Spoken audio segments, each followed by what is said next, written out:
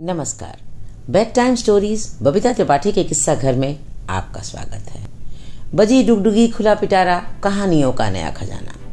कहानियों के नए नए खजाने के साथ मैं बबीता त्रिपाठी आप सबके पास सबसे पहले तो आपसे ये गुजारिश है कि मेरे प्यारे दोस्तों मेरे इस चैनल को सब्सक्राइब नहीं किया है तो प्लीज जल्दी से लाइक, सब्सक्राइब और शेयर कर लीजिए। और हाँ, बेल आइकन को दबाना बिल्कुल मत भूलिएगा ताकि जब भी मैं कहानियाँ अपलोड करूँ आप तक उनकी नोटिफिकेशंस जरूर पहुँच जाए।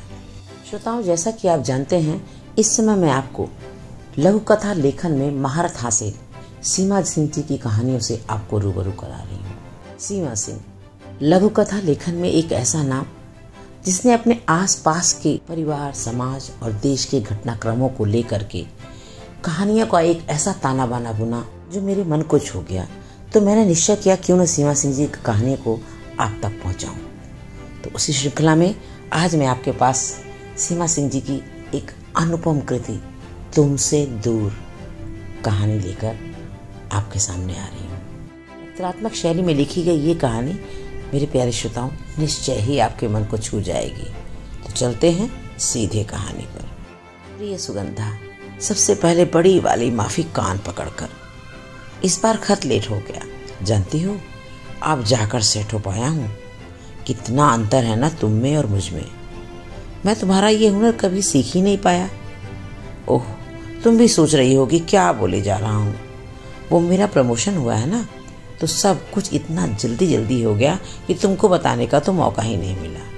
ना ना ना, सरप्राइज देने का कोई इरादा नहीं था। अरे यार, बस ज़्यादा ही व्यस्त हो गया था।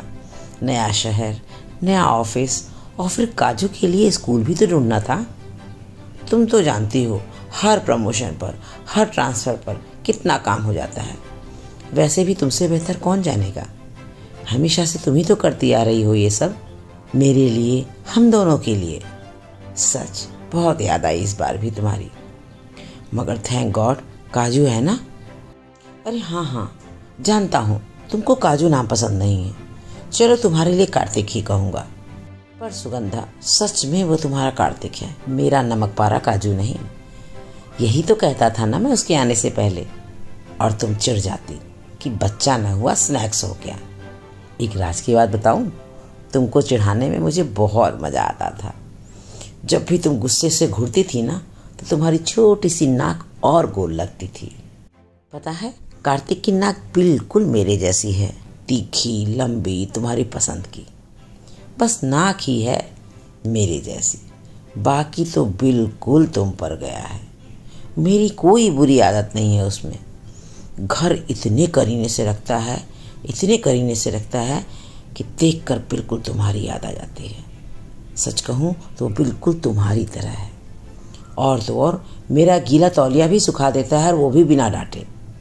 एक बात कहूँ सुगंधा, तुम्हारी डांट भी बहुत याद आती है यार। सच में तैयार होने की जल्दी में कभी याद ही नहीं रहता था कि क्या कहाँ फेंका है। काजू दोस्ती के मामले में भी तुम पर ही गया है, और उसके दोस्त भी बिल्कुल उसी के जैसे होते हैं। यहाँ भी एक बना लिया है 2 ही हफ्ते में। मुझे तो 2 ही हफ्ते में नाम तक याद ना हो बंदे का, और उसका तो दोस्त भी बन गया और घर भी आ गया। तुम्हारा भी तो दोस्त बनाने का हुनर कमाल का था उन दिनों। अजी याद कैसे ना रखे आपका ये हुनर। आप ही तो थी जिसने दोस्ती का हाथ बढ़ाया था मेरी तरफ। नहीं तो कसम से मैं तो बस तुमको देखकर खुश होता रहता, पर अपने दिल की बात कभी न कह पाता तुमसे। आज भी याद आता है वो दिन मुझे। अब तो हंसी ही नहीं रुकती मेरी। याद है, सर से पांव तक भीगा मैं क्लास छोड़ने को तैयार नहीं था। उस दिन कुछ खास पढ़ाने वाले थे, शायद प्रोफेसर मित्तल। वो क्लास में घुसने ना दे, और मैं कहाँ जाने वालों में से। तब तुमने अपनी गाड़ी की चाबी देकर कहा था कि बाहर खड़ी रेड कलर की AC 3640 इंडिका में से तौलिया और टी-शर्ट इस्तेमाल कर लूँ। देखा, मुझे आज तक तुम्हारी इस गाड़ी का नंबर भी याद है। तुम्हारा ये उपकार मेरे दिल में जगह बना गया। तुम पहली थी सुगंधा जिसका नाम मुझे याद हुआ था। और फिर हम कब दोस्त बन गए पता ही नहीं चला। तुम्हारे साथ वक्त बिताना बहुत अच्छा लगने लगा था। बहाने ढूंढता था फिर तो मैं भी तुमसे मिलने के लिए। और तुम भी तो कितने अधिकार के साथ बुला लेती थी मुझे अपने साथ। कितने अच्छे दिन थे ना वो भी। मैं बहुत मिस करता हूँ यार उस वक्त को। और हाँ, तुम्हें भी। कितना समय साथ बिताते थे फिर हम। मेरे हाथ का कुछ भी कच्चा पक्का खाकर तुम कितनी खुश होती थी, और मैं खुद को पाक कला का विशेषज्ञ समझने लगा था। हाँ, जानती हो, मैंने आज भी खाना बनाना छोड़ा नहीं है, बल्कि बहुत सारी चीज़ें और भी बनानी सीख ली हैं। छुट्टी वाले दिन काजू को अपने हाथ से बनाकर खिलाता हूँ। मैंने मलाई कोफ्ता भी बनाना सीख लिया है, बिल्कुल तुम्हारे जैसा।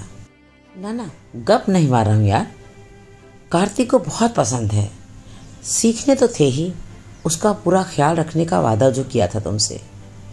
अब मैं किचन नहीं फैलाता हूँ कुकिंग करते समय। अब तुमको यकीन तो आएगा नहीं, कार्तिक से कहलवा दूँ तब शायद यकीन करोगी ना। अच्छा ये छोड़ो, कल क्या हुआ वो तो सुनो पहले। मैंने कार्तिक से पूछा कि मम्मा को मिस करते होगे ना, तो जानती हो उसने क्या कहा? जाओ रहने दो, तुम चिढ़ जाओगे कि मेरा बेटा है, तुम्हें क्यों मिस करेगा, यही ना। नहीं पगली, वो बिल्कुल तुम पर गया है। दिल दुखाना तो उसको आता ही नहीं।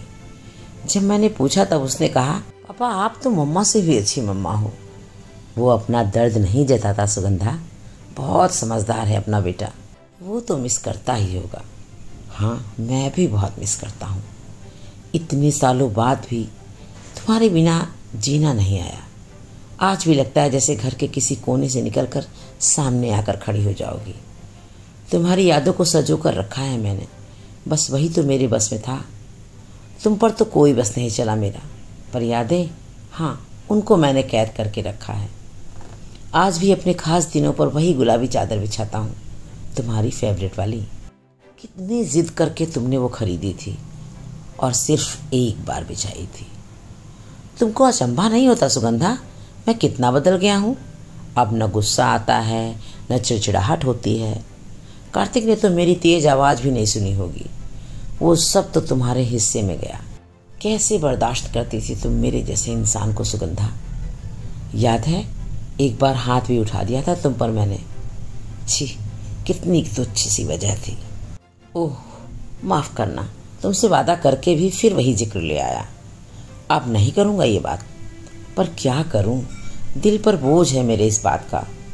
बोझ तो और भी है, तुमसे कह लेता हूँ ना तो मन हल्का हो जाता है। मुफलिसी भी इंसान को शैतान बना देती है। नहीं तो जिसको इतनी मुश्किलों से ज़िंदगी में शामिल किया था, उसके साथ क्या ऐसा व्यवहार। कितने तंग हाल दिन बिताए थे तुमने मेरे साथ। मेरा तो कोई था ही नहीं, पर तुम तो अपना इतना रईस भरा पूरा परिवार छोड़कर चली आई थी मुझे अनाथ के लिए। हाँ, मैं कहूँगा, अब तो कहूँगा सुगंधा, तुम्हारे जाने से मैं फिर से अनाथ जो हो गया हूँ। तुमने कभी शिकायत नहीं की, न मेरी बेकारी से, न छोटी सी नौकरी से, और न ही छोटी सी सैलरी से। सही मायनों में तो तुमने हमारे रिश्तों को जिया है सुगंधा। मैं तो बस आने वाले दिन की प्रतीक्षा में आज की अनदेखी करता चला गया, और जब तक आदमी विश्वास कर पाता, तुम छोड़कर जाने को तैयार थी। तुमको हमें छोड़कर इतनी जल्दी नहीं जाना था सुगंधा। यादों के सहारे वक्त कटता है, जिंदगी नहीं। तुम्हारे जाने से मेरे जीवन में, घर में, कमरे में और दिल में जो खालीपन आ गया है, वो किसी तरह से भरता ही नहीं, और मैं जानता हूँ कि ये कभी भरेगा भी नहीं। आज काजू मेरे साथ है तब भी इतना सूनापन है। कल को उसकी अपनी ज़िंदगी होगी, अपना भविष्य होगा। ज़िंदगी ने क्या क्या रंग दिखाए हैं मुझे। कई बार सोचता हूँ जो कुछ हुआ वो मेरे साथ ही क्यों हुआ। क्या तुमसे प्यार करना, तुमको अपनी लाइफ में लाना, अपनी पत्नी बनाना मेरा कसूर था?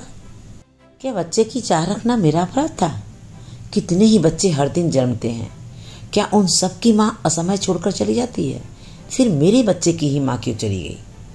तुमने तो अंतिम पलों में वादा ले लिया कि बच्चे का ख्याल रखना, पर तुम्हारे बिना मेरी और मेरे बच्चे की जो ज़िंदगी हो गई ना, उसका दोष मैं किसको दूँ?